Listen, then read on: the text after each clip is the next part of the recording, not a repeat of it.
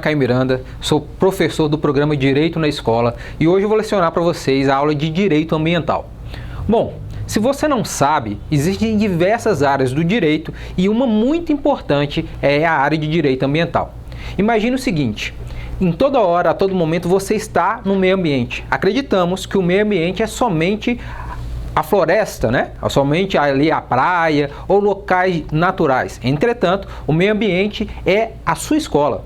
O meio ambiente também é a sua casa, o meio ambiente é o seu local de trabalho, ou seja, o meio ambiente é aquele local que o ser humano está convivendo. E, portanto, a Constituição Federal, ou seja, a Carta Magna, a maior lei que existe em nosso país, traz um artigo específico sobre isso, o artigo 225, onde narra que todos nós, cidadãos brasileiros, temos direito ao meio ambiente ecologicamente equilibrado, o qual, inclusive, é bem de uso comum do povo. Então, ou seja, eu, você, seus familiares, todos nós temos direito a um meio ambiente ecologicamente equilibrado. Mas, Caio, o que significa isso, né? Um meio ambiente ecologicamente equilibrado. Então, o meio ambiente, como nós já dissemos, é todo o meio em que nós vivemos, né? Em que todo ser humano convive e os outros seres vivos também, formando todo um ecossistema. Entretanto, quando a gente fala que ele deve estar ecologicamente equilibrado, quer dizer que ele deve estar harmônico, ou seja, tanto nós quanto todos os seres vivos que formam esse ecossistema, formam esse meio ambiente, essa cadeia de relacionamento ambiental, deve de fato estar vivendo de forma harmônica. E, para tanto, existem diversos princípios que vão aí dar direção para que nós, seres humanos, possamos conviver em harmonia. Então, pense o seguinte, a partir do momento que você, na sua casa, que você no seu trabalho, cada um de nós, em nossa convivência, busque seguir esses princípios, naturalmente, as coisas vão se desenvolver de forma bem harmoniosa. Então, vamos lá. Um primeiro princípio que nós devemos tratar é o princípio da prevenção. Esse princípio, vale a gente já falar do segundo, porque os dois se confundem um pouquinho, que é o princípio também da precaução. Por quê? Porque todos nós, por mais que vivemos em um sistema de forma capitalista, todo mundo está acostumado com essa forma de consumo, né? Então, naturalmente, a gente por vezes esquece que precisamos também ter o ambiente equilibrado, conforme nós dizíamos no início da nossa aula. Então, esse princípio fala que todos nós devemos prevenir. Ok? Então a prevenção parte de todos nós. Então tomar cuidado, ter uma precaução com o meio ambiente. Mas como que nós vamos fazer isso de forma efetiva? Então vamos lá. Existem certas políticas que nós podemos atender através do quê? De uma conscientização. Cada um de nós pode se conscientizar e para isso existiu diversas políticas públicas e também há que a gente precisa, como por exemplo o Rio 92, quando a gente fala da Política Nacional do Meio Ambiente, que traz esses princípios de prevenção e também um outro princípio que é o princípio da responsabilidade ou da responsabilização. Quando nós falamos desse princípio é entender que cada um de nós tem a sua parcela de cuidado e a sua parcela também de responsabilidade. Então, como eu posso ajudar efetivamente? Essa é a principal pergunta. Então, nas nossas escolas, nas nossas casas, a gente já pode começar a implantar a coleta seletiva de lixo. Então, hoje em dia, alguns condomínios já adotam, por exemplo, utilizar o lixo orgânico e o lixo seco. Isso é tão somente parcela dessa coleta seletiva, mas já ajuda bastante, porque esse material seco que puder ser reciclável, ele vai ser separado ao chegar ali no aterro sanitário, que nós vamos falar um pouquinho mais à frente a sua necessidade e a sua importância. Entretanto, o que eu quero falar para vocês hoje, gente? Entenda que se eu separar ali meu lixo em lixo orgânico, em lixo também, vamos mudar essa palavra, tá? Vamos fazer um parênteses aqui, não um lixo, né? Mas um resíduo. Por quê? Um lixo é aquilo que não pode ter nenhum tipo de aproveitamento mais. Mas, entretanto, nós temos diversos resíduos na nossa casa. Como, por exemplo, as latinhas, né? Seja de refrigerante, seja de cerveja, elas podem ser recicláveis. Outro aspecto também é o plástico. Nós consumimos uma quantidade absurda de plástico. O Brasil é um dos países que mais consome plástico no mundo. Então, por isso, nós precisamos aí, de forma efetiva, reciclar esse plástico. O vidro também pode ser reciclável e também o metal. Então eu posso começar na minha casa e cobrar isso na minha escola, se é que já não adota, também a coleta seletiva de lixo. Porque isso vai fazer com que aconteça uma série de coisas. Primeiro, a precaução, lembram lá. Segundo, uma responsabilidade. Nós estamos criando consciência em todo o nosso meio, na nossa casa, em nossa escola, em nosso trabalho. E isso tem relacionado ao meio ambiente ecologicamente equilibrado. Perfeito? E aí, seguindo, pessoal, olha o que a gente precisa tratar ainda. tem um grande aspecto que é quando a gente leva isso a uma reciclagem, por exemplo, não sei se vocês sabem, mas a latinha, o alumínio você consegue vender, então, ou seja, você consegue até ganhar dinheiro. Existe algo chamado gestão ambiental e que diversas empresas aplicam hoje em dia e que trazem recursos. Vou dar um exemplo para vocês que aconteceu numa empresa onde a gente desenvolveu um projeto de gestão ambiental. Olha o que aconteceu, era uma pizzaria até grande e que ele tinha diversas lacunas, coisas que perdia ali. Então as caixas de papelão das pizzas eram descartadas de forma indiscriminada. Então o que a gente buscou fazer? Levar para uma empresa de reciclagem e esse papelão se transformou em folhas, porque ele fez os blocos que ele anotava os pedidos ali. Claro que nós sabemos que estamos, aí num momento pandêmico, que não está podendo ir consumir lá, mas na época podia. Então os blocos de pedido foram exatamente feitos das caixas de papelão que iriam ser descartadas. E com esse recurso que ele vendia, ele produziu o bloco e o remanescente, ou seja, o que sobrou, o que ele ainda tinha, ele pegou e comprava ali outras sacolinhas que ele precisava, outros materiais que ele precisava dentro da sua própria empresa. Vê? É uma forma de economia, precaução e ainda pode gerar recursos para a empresa. Existem diversas empresas e cada um de nós também pode fazer isso. Meus pais me falavam muito isso, até muitas vezes a nossa geração também já vendeu latinha alguma vez na vida, porque faz um dinheiro e às vezes aquilo lá está completamente perdido. Então essa é a diferença de lixo para resíduo. Se eu enxergo como um resíduo, aquilo que eu posso ainda aproveitar de alguma forma, hoje em dia a gente vê diversas coisas aí no Instagram, no Facebook, TikTok, Snapchat, tantas redes sociais, onde a pessoa transforma, por exemplo, uma garrafa de vidro, uma lata, por exemplo, de leite, em uma arte. Vê? Isso é reaproveitar, isso é agir de forma consciente, isso é sustentabilidade que nós vamos falar no final dessa aula, ok? Não me deixe esquecer, fica aqui comigo que nós vamos seguir nessa aula. Outro princípio, e para finalizar essa parte dos princípios que nós estamos tratando, é o princípio do poluidor pagador. O que quer dizer isso? A partir do momento que você comete um equívoco de você não preservar o meio ambiente, você causar dano ao meio ambiente, é de sua responsabilidade o reparar. Esse princípio ele também está junto com esse princípio da responsabilidade. Por quê? Porque devemos entender que a partir do momento em que vocês vão ver lá na aula de Direito Civil, que fala dos direitos da personalidade, em que cada um de nós adquire direitos e deveres ao ter essa personalidade, então você tem o dever, se caso você cometer algum dano ou até um crime ambiental, porque existem crimes ambientais, você tem o dever de repará-lo. Isso é para que a pessoa, se ela não aprende, vamos dizer assim, pelo amor, pela conscientização, não se sensibiliza com isso, ela tem que aprender de outra forma. Então, por isso, a lei traz uma punição específica. Esse princípio do poluidor pagador quer dizer que, então, que se a pessoa cometer um dano, cometer um crime, ela vai ter que ressarcir. Vou fazer um exemplo. De repente, a pessoa vai lá e desmata, tá? Uma floresta, ali dentro da roça dela, ou de repente do sítio, da fazenda, ela vai desmata ali áreas que não pode. Então, ela vai ter que replantar quantas multas ali a lei exigir. Então, de repente, a pessoa vai lá e desmata plantas nativas. Por exemplo, o piqui, que muita gente aí da região norte do nosso estado, até pessoas daqui gostam muito, é uma planta que não pode ser cortada. Então, de repente, a pessoa corta, ela vai ter que plantar, de repente cortou 1, 2, 3, de repente ela vai ter que plantar 50 mudas. Por quê? Porque tem que ser algo reparatório. E como é uma planta que está ficando extinta, assim como várias outras, por isso que a lei exige dessa forma. Além disso, fique atento, porque pode ser que a pessoa vai ter que pagar também uma multa pecuniária, ou seja, não é só o replantio, por vezes ela pode ter uma sanção também de liberdade num determinado aspecto, porque vem como crime ambiental, ok? Então tudo isso faz parte desse princípio do poluidor pagador,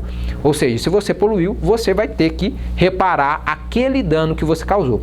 Isso serve não só para empresas, isso serve para cada um de nós. Por vezes a pessoa compra um lote e tem lá um pequizeiro, tem lá uma árvore de ipê ou outras árvores que são nativas que não podem ser cortadas. Vamos pegar um exemplo que a gente estuda na história, e na escola mesmo a gente estuda. O pau-brasil é algo que praticamente existe muito pouco, da quantidade que nós tínhamos. Hoje, se cortar uma árvore de pau-brasil, vamos dizer, a multa é muito grande. Então, cada um de nós precisa perceber isso, que quando eu compro um lote, eu não posso sair cortando tudo para fazer a construção como eu quero. Existem leis, inclusive, que prevê que 10% da construção ou da área construída, ela deve ser, inclusive, preservada. Outro exemplo que gostaríamos de dar dentro deste exemplo do poluidor pagador, ou da responsabilidade, da precaução e da prevenção, lembre-se desses 4 princípios que estamos narrando de forma muito importante. né? Então você deve guardar. Então prevenção, precaução, responsabilidade e o princípio do poluidor pagador. É o exemplo quando a pessoa compra, né, uma chácara ou vários hectares de terra. Pode acontecer muito, né? Nós estamos aqui em Divinópolis, temos diversas áreas em volta de nossa cidade que são consideradas aí como roças, né? E que a pessoa quer comprar. E às vezes tem água. Será que ela não precisa saber uma forma de utilização daquela água? Ela pode dispor da água como ela quiser? Ela pode poluir aquela água? Não, ela precisa ali ter um órgão específico que vai dar uma outorga, ou seja, uma autorização, uma permissão para que ela utilize de forma específica. Assim também não pode desmatar e que tem que ter todo um cuidado específico. Vê, pessoal, então a toda hora e momento o direito ambiental ele está na nossa vida. Não adianta a gente discriminar isso e esquecer disso e nem negligenciar. Existe algo que fala que existe o capitalismo versus o ambientalismo. Bom, mas vamos perceber, se eu destruo um meio que eu vivo, o que vai acontecer? Será que eu vou ter um meio de qualidade para me ver? Quantas pessoas têm problemas respiratórios devido à poluição, por exemplo? Quantas pessoas têm diversos problemas por um outro aspecto? Então aí surge então a sustentabilidade. Tudo que essas leis buscam de forma efetiva trazer é a sustentabilidade. Quando eu falo de sustentabilidade, é conseguir lucros, né? A pessoa conseguir realmente ter uma economia efetiva, a pessoa realmente conseguir ter o trabalho dela, toda a sua organização, mas, lembrando, de uma forma que ela não agrida ao meio ambiente, ou que não agrida tanto. Então, vê que aqui nós estamos falando não só da reparação, ou seja, tem a reparação logo após você causar o dano. Mas lembramos do princípio da prevenção, foi o primeiro que nós falamos. É necessário que a pessoa já vá trabalhando ali de forma equilibrada. Então, um tipo disso é quando a pessoa precisa, ao abrir uma empresa, ou cada um de nós, a gente tem ali diversos aspectos ambientais na nossa vida e preciso preservar isso, respeitar isso. Um exemplo muito específico são áreas de preservação permanente. Ao redor dos rios, por exemplo, acontece muito caso de rios que tem a mata ciliar, essa mata que fica ao redor do rio, ali completamente desmatada e o rio de repente inunda, ok? Então isso pode acontecer. Outro exemplo que acontece quando eu negligencio esse aspecto também do meio ambiente, quando eu deixo de lado isso aí. Vamos pegar o exemplo, não sei se vocês se recordam, mas mais ou menos em 2017, 2018, nós tivemos uma escassez de água aqui em Divinópolis. Então percebam, nós estamos num dos estados mais abundantes em água, em uma cidade que tem muita água e mesmo assim teve um racionamento, existem momentos que ficou sem água. Então por que isso? Porque se eu usar de forma indiscriminada, naturalmente, isso vai acabar, porque esses recursos são considerados recursos não renováveis. Quer dizer que, por vezes, ele pode não se renovar. Na maior parte das vezes, essa água ela é finita. Algo que nós devemos entender é que é somente 1% da água do mundo, 3% da água do mundo, ela é potável e 1% é que ela está nas geleiras, né? Então, perceba, a gente tem 2% da água de todo mundo como água potável. Então, a gente precisa começar a cuidar disso de forma mais efetiva, entende, pessoal? É uma responsabilidade de cada um de nós. E falando da água, a gente tem aquelas coisas que, por vezes, para vocês podem parecer repetitivas e que acontece sempre de falar, mas que são muito importantes. Imagina, você já ficou um dia sem tomar água? O quanto você sente sede? Ou, por exemplo, ficou um dia que você queria muito tomar um banho e você chega em casa e não tem água. Então, o que eu posso fazer para contribuir com isso? Então, eu diminuir o meu tempo no banho. Ainda, eu posso ali, né, fazer com que, de fato, né, naquele momento que eu estou escovando os dentes, eu feche a torneira. São pequenas práticas ao lavar o carro e etc. E isso não só nós, na nossa prática, mas vamos ensinar para as pessoas. Às vezes a gente vê a vizinha lá lavando, né, o passeio ali de mangueira, então que a gente pode efetivamente ajudá-la. Olha, não vamos fazer isso. De repente, né, lavar com baldes, isso vai fazer com que o desperdício de água seja bem, mas bem menor mesmo. Você sabia, só para a gente ilustrar isso, que quando você dá uma descarga, que você fica segurando um tempo, ele gasta mais de 20 litros de água. Então isso vai fazer com que a produção que nós tenhamos seja muito pequena. Um outro exemplo que eu gosto de deixar também, muito para empresas, muito também na escola, é que às vezes tem um copo descartável. Então gasta-se, né, 3 vezes mais a quantidade de água do que para lavar um copo.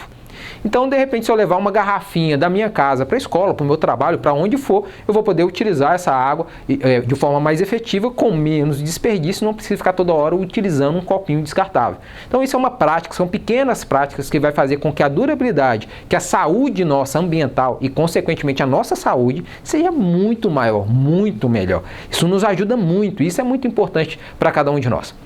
Nós gostaríamos de seguir num segundo ponto, já partindo do meio para o fim da nossa aula, que é algo muito importante, tá? Tudo é importante, né, gente? Tô falando que é importante, mas acabou que tudo é importante aqui, porque nós estamos falando de uma parte ambiental e que é o sustento da nossa vida. O que nós gostaríamos de tratar, além da conscientização e trazer essa sensibilização para esses cuidados, é também que você perceba que dentro do princípio da responsabilidade, do princípio de tudo isso que nós estamos tratando, é muito importante que dentro da sustentabilidade nós temos energias sustentáveis, tá? Então, por exemplo, hoje a maior fonte de energia, de onde sai a maior parte da energia, né, das nossas casas, que chega até nossas casas, que chega nas empresas, que chega em todas as cidades, é de hidrelétricas, né? Entretanto, a hidrelétrica, por mais que ela utilize do rio ali para produzir toda a energia que entra essa água nas turbinas, faz com que isso gire e tenha a energia, ela faz com que toda aquela região seja alagada, destruindo toda a fauna e toda a flora daquela região. Então pense, será que nosso país não tem outras fontes de energia sustentáveis e que são energias inclusive renováveis? Como, por exemplo, a energia solar. Então, algo que hoje já é até muito difundido, existem empresas com energia solar, né? Casas com energia solar, que serve tanto para aquecer a água e serve tanto também para produzir energia. Isso faz com que você tenha muito mais economia na conta, isso é muito positivo, e faz com que você também ajude esse meio ambiente. Agora vamos imaginar, nós vivemos num país tropical, certo? Então, se nós vivemos num país tropical em que quase todo momento do ano tem um sol, nós temos dias nublados, dias chuvosos, e acontece naturalmente, mas quase que todo ano nós temos sol, quase que todos os dias. Então, a energia solar é uma grande alternativa. Outra coisa que acontece muito e que podemos utilizar, uma outra fonte de energia eólica, né? Essa energia que vem dos ventos. Então, você pode utilizar essa energia, como acontece em vários estados, né? Principalmente no Nordeste, onde venta muito e que a vegetação, um tipo de vegetação, por exemplo, mais de cerrado, né? Que é diferente da nossa vegetação aqui em Minas, que é mais para a Mata Atlântica, é mata de transição, são um tipo de vegetações completamente diferentes, né? Na região de cerrado, por mais que seja bem quente, venta muito. Então, é um tipo de energia que pode ser muito bem utilizada. Né? Isso tudo vai fazer com que de fato nós consigamos, né, ter um tipo de energia com maior qualidade, com uma diferenciação maior e que isso entende que o vento não acaba, né? O sol não acaba. Então são fontes de uma forma sustentável. Então dentro da nossa vida, dentro de tudo que a gente vai estudando, vai complementando, existem diversas pequenas práticas que se somadas, se eu fizer, você fizer, cada um de nós fizermos, isso vai fazer com que nós tenhamos uma qualidade de vida muito maior e ainda tenhamos uma economia, por vezes podemos ter lucros com isso e uma sustentabilidade muito maior.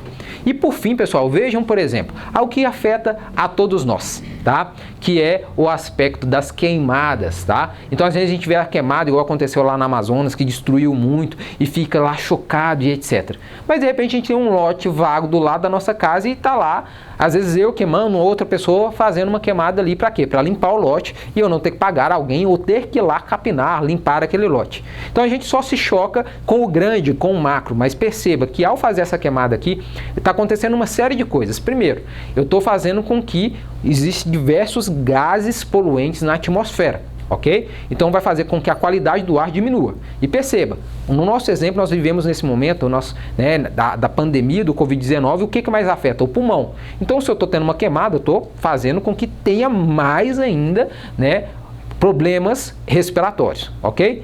2, além de fazer isso, você aumenta os efeitos, né, do aquecimento global. Então vai fazer com que o calor aumente. Exemplo, existe um estudo que fala que a cada ano tem subido 2 graus na temperatura, né, de nosso país. E ninguém gosta de ficar sentindo tanto calor assim, a não ser na praia ou na cachoeira, né? No dia a dia a gente não gosta tanto.